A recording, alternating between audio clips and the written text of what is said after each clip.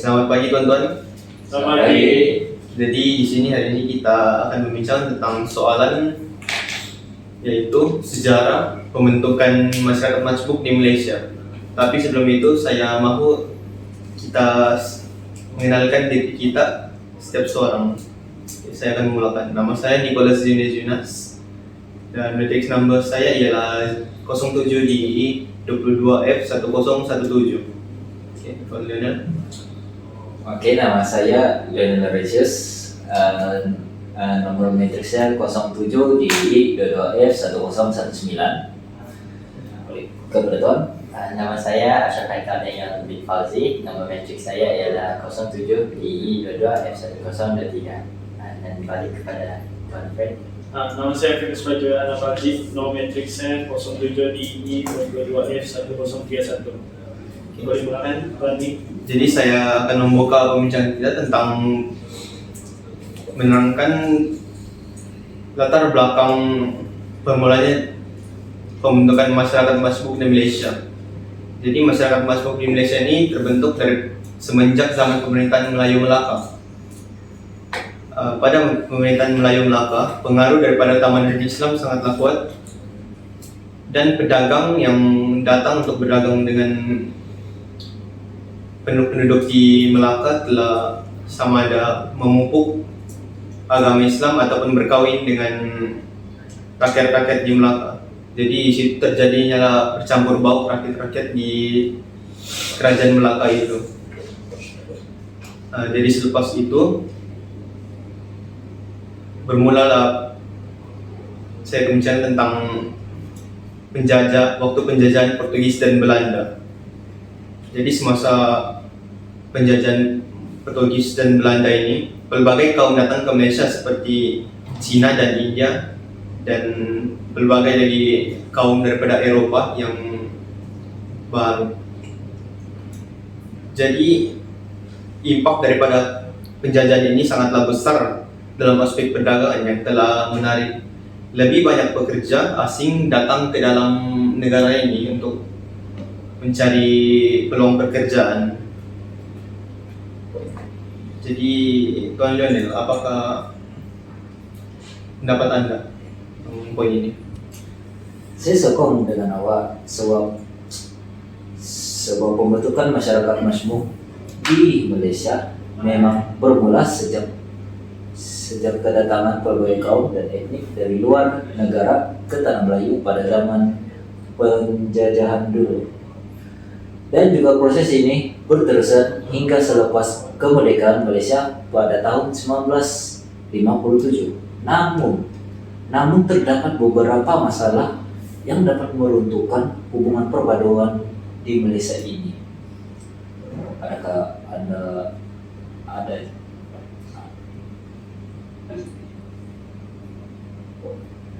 Ya, saya ada.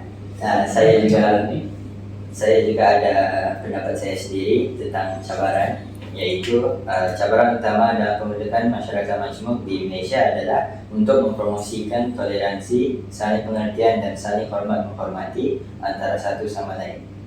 Jadi, tujuan ini adalah dengan meningkatkan pendidikan dan kesadaran tentang keberbagian budaya dan nilai-nilai yang dianuti oleh kumpulan yang berbeza. Selain itu juga, melalui pendidikan dan kesadaran yang betul, orang sekeliling akan lebih memahami perbezaan antara etnik, agama, dan lain-lain agar mereka dapat menghormati serta menerima pendapat yang berbeza. Selain itu juga, rakyat juga boleh mempromosikan kesepaduan dalam pelbagai aspek kehidupan di Malaysia seperti perniagaan, politik dan kebudayaan. Selain itu juga boleh membuka peluang kepada semua orang agar memastikan keadilan dan kebebasan bagi semua pihak yang terlibat. Jadi, akhir sekali saya ingin memberitahu dengan bicara cabaran ini, ianya dapat membentukkan masyarakat majmuk di Malaysia. Kita perlulah saling hormat menghormati dan usaha lebih untuk mempromosikan toleransi, dialog, kesepaduan kumpulan etnik, agama, dan budaya. Adakah kamu bersetuju, Tuan? Ya, saya setuju dengan kamu karena kerajaan juga membuat dasar kebudayaan kebangsaan pada 1971. Dasar ini ditubuhkan untuk memupuk perpaduan antara berbagai kaum melalui pemerkasaan nilai-nilai kebudayaan kebangsaan seperti bahasa Melayu, seni budaya, dan adat rasa Melayu. Adakah Fred ada pendapat lain? Ada. Dari segi dasar ekonomi baru pada 1971, dasar ini bertujuan untuk mengurangkan jurang ekonomi antara kaum dengan memperkokohkan bumi putra di sektor ekonomi. Dari segi dasar ekonomi baru ini kita tahu negara kita ialah negara yang membangun dan negara yang akan ada kemodernan dari segi perniagaan, pelabuhan, dan lain-lain. Apakah pendapat kamu? Jadi berdasarkan poin yang tuan-tuan beri tadi, semuanya lebih berberatkan kepada keundang-undangan. Jadi saya ingin menambah lagi satu langkah dari pandangan saya, yaitu sukan.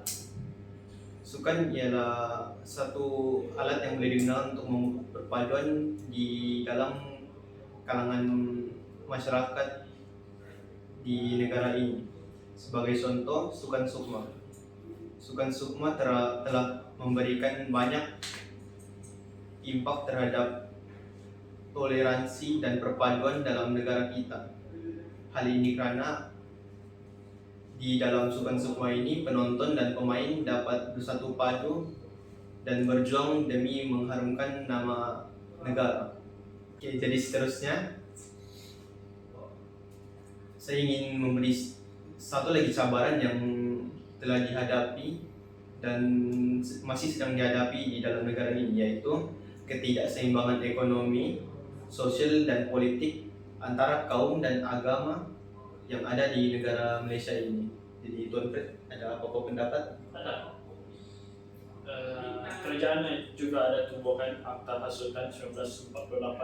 Akta ini bertujuan untuk mengawal penyebaran maklumat atau kenyataan yang boleh menimbulkan ketegangan antara kaum di Malaysia.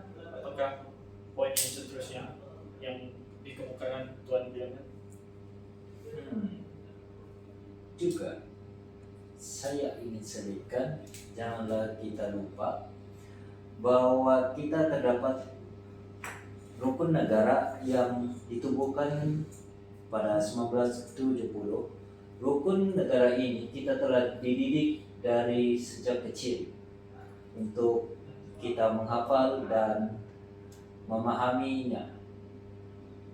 Ianya sebagai panduan kepada rakyat Malaysia dalam memupuk perpaduan dan kesepaduan antara pelbagai kaum di Malaysia. Adakah tuan-tuan ada lagi isi lain? Ada.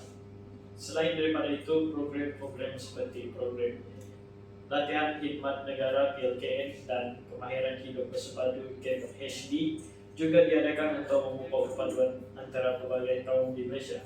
Sebagai contoh, PLKN atau dikenali sebagai program latihan khidmat negara adalah program yang mengumpul semua kaum-kaum yang di Malaysia, yaitu anak-anak yang membesar di negara Malaysia. Program ini adalah untuk mentrainkan, untuk melatih, thank you, terima kasih, untuk melatih semua anak-anak yang membesar daripada Malaysia untuk mengenali bagaimana tentera berlatih. Namun, walaupun terdapat banyak usaha untuk memperkukuhkan perpaduan kaum antara pelbagai kaum di Malaysia, isu-isu seperti kecenderungan politik dan yang bersifat kaum dan isu-isu agama masih menjadi cabaran dalam pembentukan Malaysia. masyarakat maju Indonesia. Hal ini karena berbagai kaum di Indonesia tidak mengenali adat resam dan budaya-budaya yang ada pada berbagai kaum di Indonesia. Adakah tuan-tuan mau tambah isi?